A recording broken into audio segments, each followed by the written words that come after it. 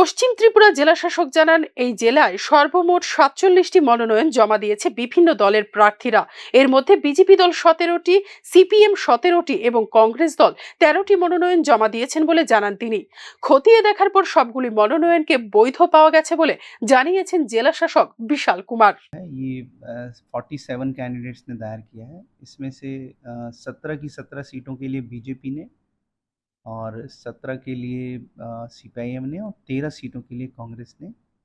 आज इन सभी एप्लीकेशंस की स्क्रूटनी हुई और इन सभी एप्लीकेशंस को वैलिड पाया गया और हम उम्मीद करते हैं। নির্বাচনের নিরাপত্তা প্রস্তুতির তথ্য উল্লেখ করে জেলাশাসক বিশাল কুমার জানান, ৩ কোম্পানি সিআরপিএফ বাহিনী রাজ্যে এসে পৌঁছেছে।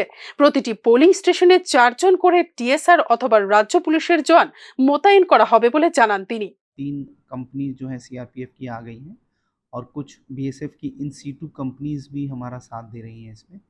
और हर एक पोलिंग स्टेशन पे শান্তিপূর্ণ পরিবেশে পঞ্চায়েত নির্বাচন অনুষ্ঠিত হবে বলে সাংবাদিক সম্মেলনে আশা প্রকাশ করেন জেলাশাসক Bishal Kumar. Bureau report, news নাও।